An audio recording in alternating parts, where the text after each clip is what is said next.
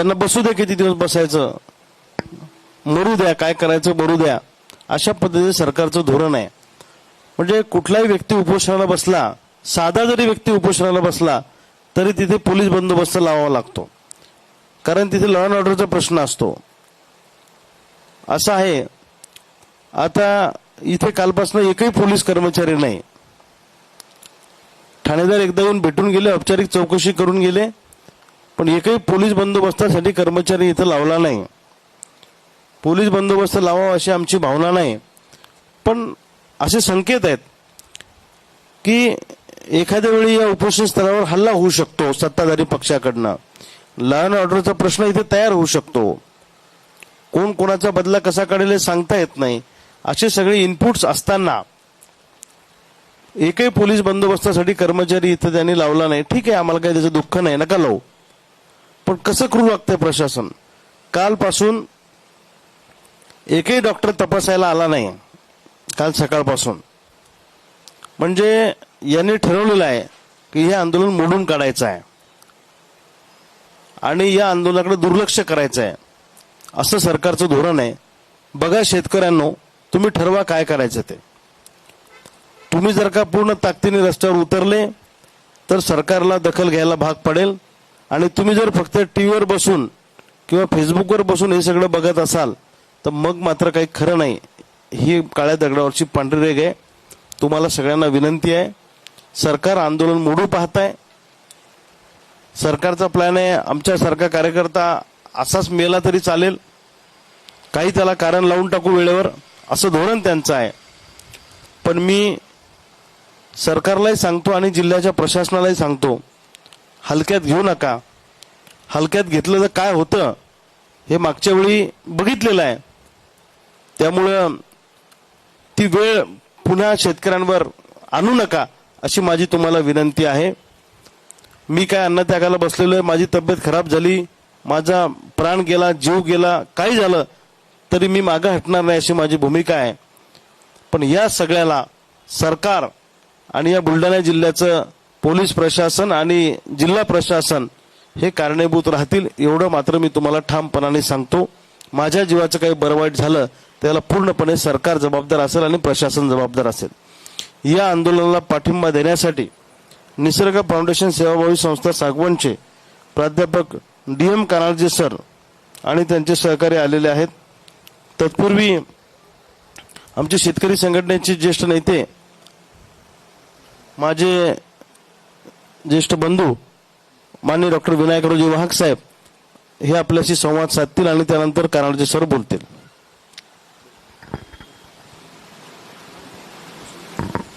आज माननीय रविकांत भाऊ तुपकर यांच्या उपोषणाचा दुसरा दिवस. त्यांनी सांगितल्याप्रमाणे आजपर्यंत इथे जिल्हा प्रशासन असो, पोलीस प्रशासन असो, कोणीही दखल घेतली नाही किंवा इथं कोणी त्यांचं संरक्षण म्हणून कोणी माणूसही नाही. मी या सरकारला सांगू इच्छितो, जर त्यांनी हे उपोषण हलक्यात घेतलं तर उभा महाराष्ट्र पेटून द्यायची ताकद रविभाऊ आहे. आणि शेतकरीसुद्धा या सरकारला कंटाळलेला आहे. आणि जेवढ्या लवकर या आंदोलनाची दखल घेऊन आमच्या पूर्ण मागण्या पूर्ण होत नाही तोपर्यंत आम्ही सुद्धा स्वस्थ बसणार नाही. आणि तसं तर या देवेंद्र फडणवीसनं सांगितलं होतं, जर आमचं सरकार आलं तर आम्ही 7/12 कोरा करू. याच्या घरी कोणी गेलं नव्हतं किंवा आमचं 7/12 कोरा करशील का, पण यानंच तोंड मारलं आणि निवडून आल्यानंतर हा कसा बदलून गेला. म्हणून माझी प्रत्येक शेतकऱ्याला विनंती राहील की कोणीही 5 पैसे न भरायचे, आणि जर कोणी वसुली अधिकारी गावात आलाच तर त्याला खेटाना दूर करायचं. नसं ऐकल तर आम्हाला बोलवा, आम्ही त्याची काय सोय लावायची ती लावू. कारण 7/12 कोरा आमचा झालेला आहे, सरकार यांचा आलेला आहे. म्हणून सर्व शेतकऱ्यांना विनंती आहे की जास्तीत जास्त तीव्रतेनं आपण हे आंदोलन पुढे नेऊ आणि लवकरात लवकर या सरकारला आपल्या मागण्या पूर्ण करायला लावू. थँक्यू. धन्यवाद डॉक्टर साहेब. यानंतर निसर्ग फाउंडेशनचे श्री DM कानाळजे सर संवाद साधतील अशी मी त्यांना विनंती करतो. मित्र हो, आज या ठिकाणी सन्माननीय रविकांत तुपकर साहेब शेतकऱ्यांच्या हितासाठी 15 तारखेपासून बेमुदत उपोषणाला बसलेले आहेत. समाजामध्ये आपण वावरताना पाहतो की शेतकऱ्याच्या ज्या व्यथा आहे ह्या व्यथा ह्या प्रत्यक्ष अनुभवल्याशिवाय कोणालाही कळत नाही. सरकार जागी करण्याचं काम ते कालपासून करत आहे. तोडकी मोडकी जी कर्जमाफी त्यांनी जाहीर केलेली आहे त्यामध्ये काहीच शेतकरी बसत नाही असं मला वाटते. 2019 मध्ये ज्यांना कर्जमाफी मिळालेली आहे, जे जेवलेले आहेत त्यांना पुन्हा जेवू घालायचं नाही. माझं म्हणणं दरवर्षी पेरावं लागतं. शेतकऱ्याचा शेतमाल हा वरलीसारखा आहे. प्रत्येक शेतकरी हा निसर्गावर अवलंबून आहे. आज बियाणं घेतलं, उद्या पाऊस नाही आला, पुन्हा डबल घ्यावं लागेल. म्हणजे शेतकऱ्याला असं पुढे जावं लागते. टाकलेल्या खर्चाची गॅरंटी नसते. आणि म्हणून मला असं वाटतं शेतकऱ्यांनी कितीही केलं तरी ते कमीच आहे. आपली रुक्मिणी म्हणजे ही पेरणी करते आणि विठ्ठल हा नांगर धरतो, ही दुरावस्था झालेली आहे. शेतकऱ्याला खऱ्या अर्थानं लालबहादूर शास्त्रींनी म्हटलेलं आहे, जय जवान जय किसान. मित्र, देशाचं जर खऱ्या अर्थानं भविष्य घडवायचं असेल तर सर्वप्रथम जवान महत्वाचा आहे. परकीय देशांनी कोणी हल्ला करू नये, आपला देश, आपलं घर, आपलं कुटुंब सुखी राहावं म्हणून हे जवानाचं काम आहे. म्हणून जवानाला त्यांनी सर्व सोयी सवलती संरक्षण दिलेलं आहे. त्यांच्या कुटुंबासाठी त्यांच्यासाठी सर्व काही केलेलं आहे. नंबर 2 वर देशाला बलवान करायचं असेल तर जवानांना जनतेला खाण्यासाठी अन्नधान्य पाहिजेत. म्हणून जय जवान त्यानंतर जय किसान हा नारा दिलेला आहे. म्हणून मग हे सगळं असं असताना शेतकरी हा दुर्लक्षित का होतो, ही फार महत्वाची गोष्ट आहे.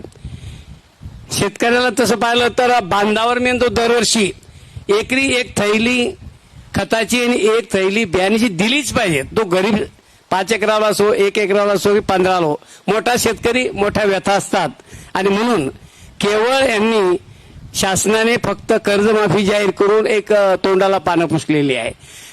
तर हा जो खऱ्या अर्थानं जो मतलबीपणा आहे हा खऱ्या अर्थाने योग्य नाही. जर तुम्हाला मदत करायची असेल तर सरसकट केली पाहिजे. कुठले निकष लावले नाही पाहिजेत. असे निकष लावायचे की ज्यामध्ये 10-20% सुद्धा शेतकरी बसत नाही आणि हे कोणाला कळत नाही. ही शासनाची भाषा आहे. शासन निर्णय घेतात आणि सर्वसामान्याला काही कळत नाही. जो नियमित कर्ज फेडतो म्हणजे तो पाप करतो का? माझं असं म्हणणं की त्यालाही सरसकट सर्वांना दिलं गेलं पाहिजेत. कारण प्रत्येक शेतकऱ्याला खत, बी, बियाणे, मजुरी हा जर विचार केला तर त्याच्या घरामध्ये खर्च वजा जाता 50% सुद्धा उत्पन्न येत नाही. पण तरी हा शेतकरी बिचारा लढत असतो, देशासाठी लढतो, कुटुंबासाठी लढतो. आणि या शेतकऱ्याला हक्क मिळवून द्यायचा असेल तर खऱ्या अर्थानं सर्व ठिकाणी जाणीव जागृती व्हायला पाहिजे. आणि तुपकर साहेबांनी हा एक वसा हाती घेतलेला आहे की आता शेतकऱ्याच्या बाबतीत कुठलाही ठोस चांगला निर्णय लागत नाही तोपर्यंत उपोषण मागे घ्यायचं नाही. शासन हे बघ्याची भूमिका करतात आणि शेवटी अंतिम क्षणापर्यंत त्याची सत्वपरीक्षा घेतात. तरी मित्र हो, वास्तविक न मागता काही मिळत नाही. आणि जर तुम्हाला मिळवायचं असेल त्यासाठी लढा करावा लागतो. आणि तसे काही ते शिवाजी महाराज सारखे कोणी आजचे कार्यकर्ते नाहीत, त्यांचा एकही गुण कोणी घेत नाही. शिवाजी महाराजांनी रयतेच्या एका गवताच्या काडीला धक्का लागू नये हा त्यावेळेचा आदेश होता. आणि खऱ्या अर्थानं आता तर शेतकरी जर बघितला तर खऱ्या अर्थानं तो कंगाल झालेला आहे. एखाद्या शेतकऱ्याने एकरी फक्त काही एखादी अद्रक पडली असेल एकरी 3 लाख रुपये कर्ज काढत त्याची जाहिरात जास्त होते. अरे हजारो शेतकऱ्यामध्ये एखादी घटना असते. ते सरसगट शेतकरी खऱ्या अर्थानं हा मागासलेलाच आहे आणि त्यांच्यासाठी खूप काही केलं पाहिजे. सरसगट कर्जमाफी दिली पाहिजे एक ठराविक अमाऊंट ठरवून आणि कुठले नॉर्म्स न लावता. जर हे शेतकऱ्याला लवकर दिलं तर लवकर पेरणी होईल. आणि निसर्ग सुद्धा आता परीक्षा पाहत आहे आणि तुपकर साहेबांची सुद्धा शासन परीक्षा पाहत आहे. तरी त्यांनी चांगलं आरोग्य सांभाळून दादा तुम्ही महत्वाचे आहे. आम्हाला मागण्या आज उद्या मिळो ना मिळो आम्ही कष्ट करूनही जीवन जगू शकतो. पण तुमचं आरोग्य आम्हाला महत्वाचं आहे. प्रकृतीची काळजी घ्या असा मी तुम्हाला एक विनंती करतो. आणि तुमच्या उपोषणाला शुभेच्छा देतो. धन्यवाद. धन्यवाद कानाडचे सर. कानाडचे सर हे साहित्यिक आहेत, विचारवंत आहेत. यानंतर माजी मुख्याध्यापक RD तायडे सर आपल्याशी संवाद साधतील अशी मी त्यांना विनंती करतो. कालपासून युवा शेतकरी नेते आदरणीय रविकांतदादा तुपकर विनाट शेतकऱ्यांना सरसकट कर्जमाफी झाली पाहिजेत यासाठी अन्नत्याग आंदोलन करीत आहेत. आम्ही सर्व निसर्ग फाउंडेशनचे सेवानिवृत्त कर्मचारी जरी असलो तरी आम्ही सर्व शेतकऱ्यांची मुलं आहोत.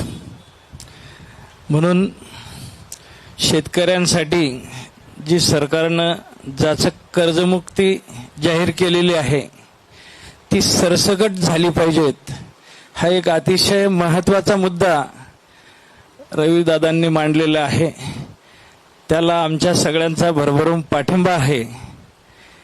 या माध्यमातून मी जिल्ह्यातील सर्व शेतकरी पुत्रांना विनंती करेल, जर आमच्या रविदादाच्या तब्येतीला जर काही झालं तर फार मोठा उद्रेक या जिल्ह्यामध्ये होईल. सरकारनं याची गांभीर्यानं दखल घ्यावी. शेतकरी पुत्रांचा अंत पाहू नये असं या ठिकाणी आवर्जून सांगतो. आणि सर्व शेतकरी पुत्रांनी रस्त्यावर येऊन या अन्न त्याग आंदोलनाला भरभरून पाठिंबा द्यावा. कोणतीही गोष्ट मागितल्याशिवाय मिळत नाही, मिळणार नाही.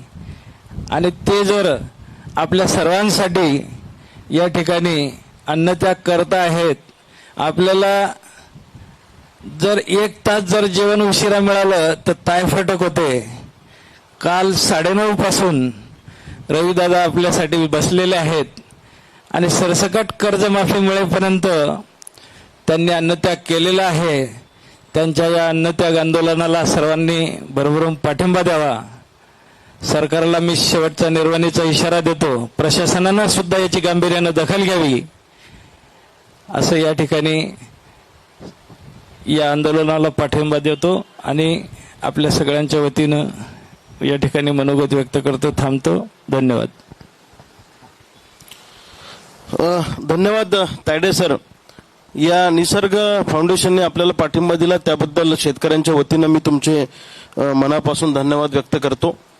आणि महाराष्ट्रातल्या सगळ्या शेतकऱ्यांना आवाहन करतो, विनंती करतो की गावागावात रस्त्यावर उतरा, आपापल्या तहसीलदार कलेक्टर कचेरीवर जा.